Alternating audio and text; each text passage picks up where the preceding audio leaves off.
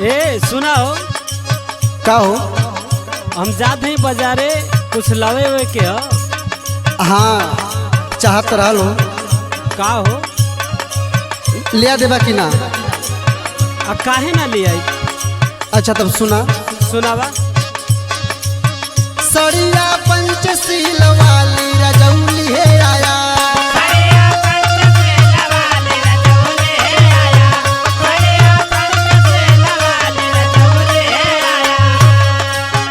रजौली है आया बलमूली है आया।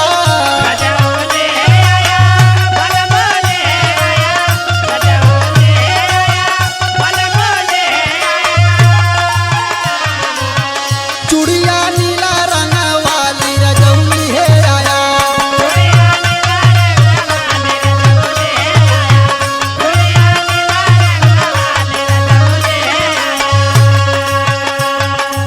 ए पिया का हो जानत बाटे हम काहे कहत बाटी? बोला सुना सुनावा। हम हूँ मनैबे पिया भी में कई जन्मवा हो।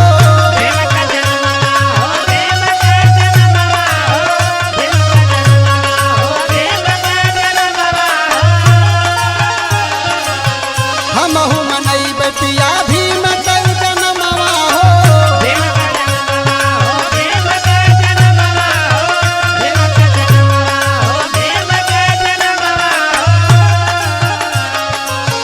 कर पैसोर हो सिंगार रजौली है आया।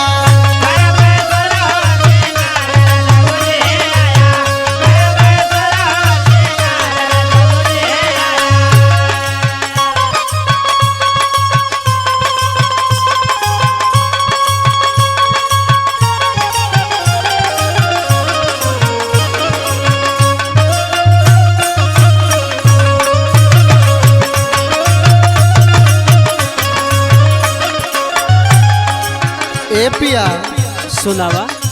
जानत बाटे हम काहे कहत बाटी? काहे हो? देखा ना बाबा साहब के जन्मदिन आवत बा हो। हाँ हो हम तो भुला ही गए रही यही काम धाम में। हाँ तो सुना सुनावा और का लवे के बाद।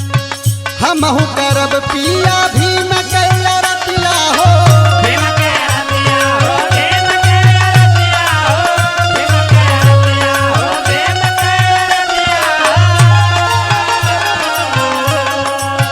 हम हूँ करब पिया भी में कैल रतिया हो।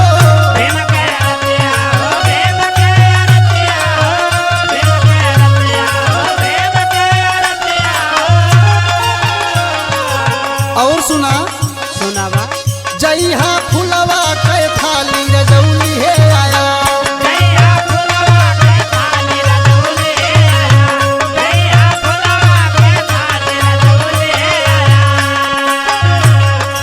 ए पिया का हो जान बाटे हमार कौन कौन मनसाबा हो। कौन कौन मनसाबा कुल बता जाता इकट्ठे बतावा कुल। सुना सुनावा। फोटुआ सजैबे हमें अपने दुआरिया हो।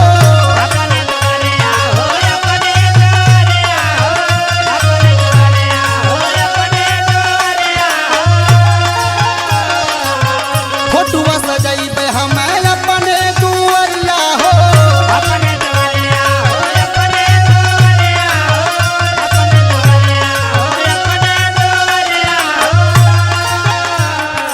और सुना हो सुनावा। जइहा भीम जी के फोटुआ रजौली है आया।